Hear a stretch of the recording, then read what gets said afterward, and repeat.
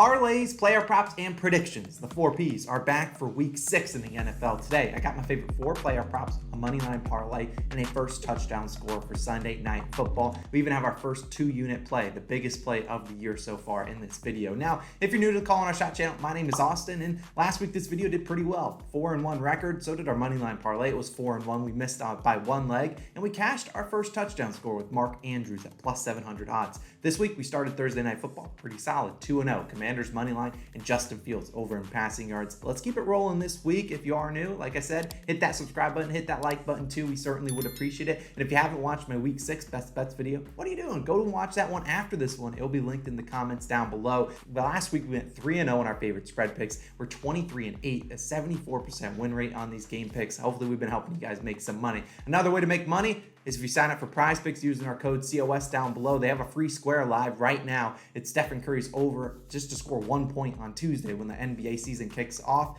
Look, sign up using our code COS. You also get a 100% deposit match. It's free money to use our sign up code, and you get that free square. Take advantage. The links are all down below as well if you want to use those links. But without further ado, let's hop into one of my favorite player props this week. And it's going to be a guy by the name of Deebo Samuel. We're taking his over 59.5 receiving yards, currently minus 110 on BetMGM. I'd probably play this up a couple more yards if it does move up. Now let's talk about Deebo because he's coming off a not so great game. He had 2 receptions and 20 yards. Well, that's not going to get it done on Sunday, but he did have 9 targets, and that's what we like to see. He was being guarded by J.C. Horn, a very good young corner in the league, and him and Jimmy Garoppolo couldn't connect. But what I do like to see, what's promising, 82 air yards, and that's the most he's had in a game this season. Just Jimmy Garoppolo missed him on a couple throws, or else this would have been easy money. Now, look at it, they're going to continue to be throwing the ball Deebo's way, and he's over the last 3 games in which Jimmy G has started all of them, 8, 7, and 9 targets. He has had 6+ targets in every single game this season, and despite going under in 3 of 5 games so far,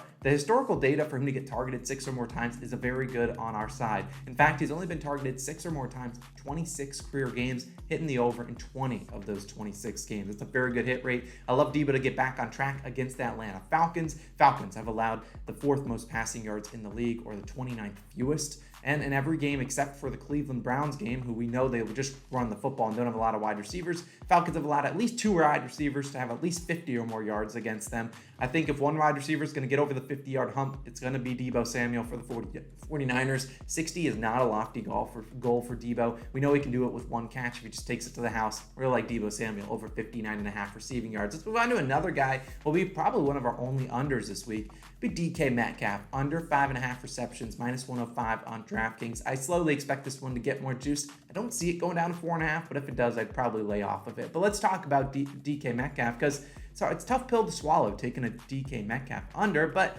6 receptions.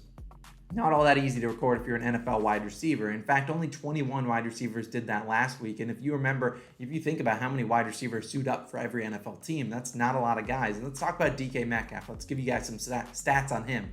He's under in 3 of 5 games this year. Pretty solid.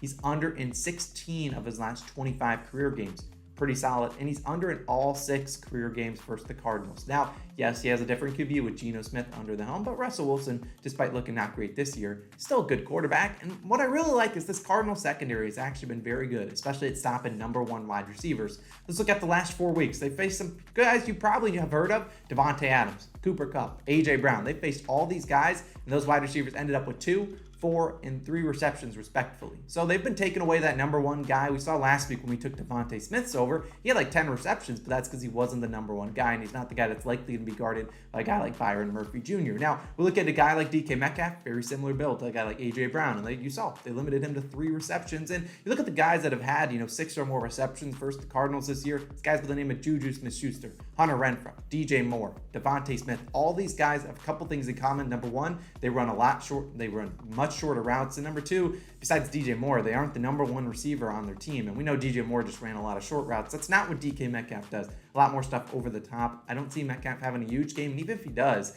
6 receptions is still a lot for him. So I'm taking DK Metcalf under 5.5 receptions. Let's keep it moving and go to one of the biggest games. I'd argue probably the biggest on the slate: Bills versus Chiefs. I'm going Marquez Valdes-Scantling over 45.5 receiving yards, minus 115 on DraftKings. Now, MVS slowly building a good rapport with Patrick Mahomes, and boy, oh boy, are the Chiefs going to need another guy because the Chiefs are going to go up against the Bills, and this projects to be a high-scoring matchup. I think the over-unders at like 52, 53 and a half, so they expect some points, but MVS this year, look at his stats, 44 in week 1, but then 13, 48, 63, and 90 receiving yards. The most that he's had so far this season was last week, and MVS coincidentally saw his most snaps last week, 81.4%, and the most routes he ran, 41. Expecting this game to be higher scoring, expecting this Bills offense to be able to score points, I assume Patrick Mahomes and the Chiefs will have to be throwing the ball. And MVS, good to know, he's had 70 plus air yards 4 straight weeks. He can cash this over in one play. You remember him with the Green Bay Packers. His primary use was just to be going deep, and he could catch a 75-yard touchdown,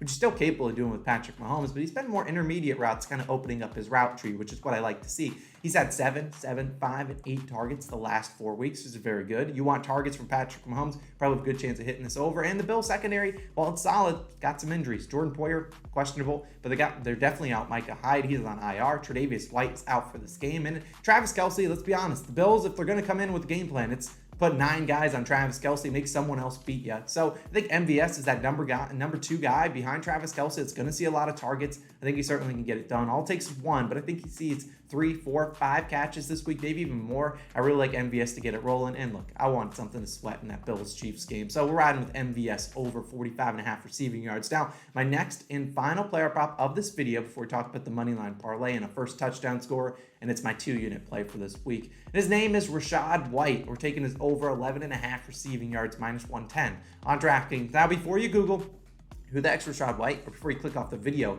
I really like this play, and if it's a trap, then I'll dive right into it, but you'll understand why. He's the backup running back for the Buccaneers, and quietly he's been playing a lot of snaps over the last couple weeks. And if you don't know Rashad White, this is a rookie, came out of Arizona State, one of the best running backs really in the draft, in the combine. He had ridiculous splits. He's very good, and the Buccaneers are realizing that as they're playing him a lot more, and this is why he's my favorite play of the week. The only reason I didn't put him at first on the video is because, 1, a lot of people might not know who Rashad White is, didn't want them clicking off, and number 2, well, it's the backup running back. A lot of people don't want to bet on a backup, but I do think he's going to get this done. 11.5 receiving yards, not a whole lot, especially over the last 2 weeks. 50 and 28 receiving yards. He's been crushing this over, and now I think he's got a good chance to crush it again. And the main reason is his playing time has increased the last 2 weeks, 38 and 39% of the snaps. He's been out there a lot, and he's seen 4 and 5 targets. We know Tom Brady, and we know this Bucs offense is very pass happy. Even though they're big favorites against the Steelers, they're still going to be throwing it. And even if they are bigger favorites, we're going to see more Rashad White. And we're probably not going to see him get a ton of carries. He's probably just going to get a lot of hikes, dump offs to him, as obviously Tom Brady doesn't want to take a sack, especially if they're up leading this game. The Steelers have the 4th lowest time of possession. So the Bucs are going to have plenty of drives, plenty of offensive chances to get this done. And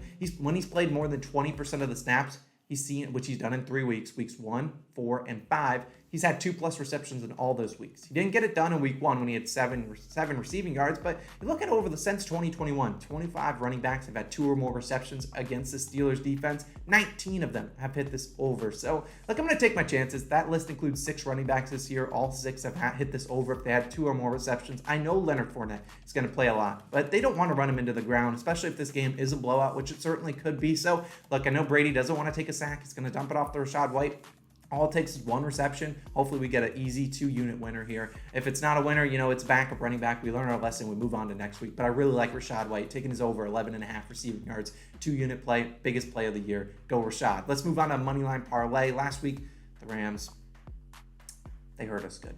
But you know what? Let's bring back that magic we had in week 4 when we cashed out the parlay. 5 legs plus 746 on DraftKings. Worth noting, much better odds on DraftKings than on FanDuel. Here are the 5 teams: Packers, 49ers, Ravens, Bengals, and Cardinals. Now, for the people that didn't watch my NFL Week 6 best bets video with my favorite spread picks, number 1, you better go watch that after this video. Number 2, 2 of these 5 teams are the ones that I picked to cover the spread. I'll let you go figure out which one those are. But let's talk about these teams. Now, the Packers taking on the Jets, much needed win for a bounce back. And if this Moneyline parlay is going to lose by 1 leg, it better be my New York Jets winning the football game. But I don't think they will. I think the Packers bounce back there and at least win by a field goal or something like that. Now, the 49ers, I like them to beat up on the Falcons. Much better team there. I think the 49ers can certainly get it done. Now, the Ravens, I like them to bounce back as well. They obviously got that close win against the Bengals last week. I think they can beat the Giants, especially on the road. They're bigger favorites. I think they can certainly get that done. As for the Bengals and Cardinals, those are the sketchier legs on the slate.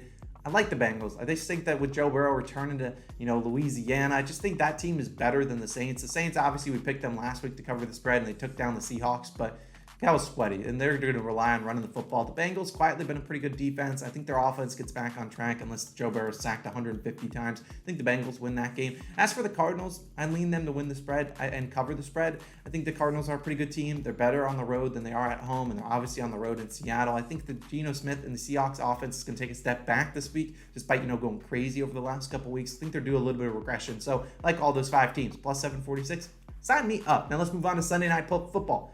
Taking a first touchdown score, of course, to end the Sunday slate and move on to Monday Night Football, which we'll have a full separate video for. And last week we cashed Mark Andrews, plus 700. Cash that bomb. Let's go for another bomb. And I'm rolling with a guy by the name of A.J. Brown. We're taking his over, or not even his over, his first touchdown score, plus 900 on FanDuel. In my opinion, too many people, when they are going to bet on this game, they're going to bet Jalen Hurts to score the first touchdown. I don't hate that, but he's done that too many times this year. And then A.J. Brown, you're looking at a guy coming off a 3-reception week, so they're going to get him the football more. He's a guy that didn't score in the first 2 weeks, then scored in week 3, didn't score in the next 2 weeks. Could he score in week 6?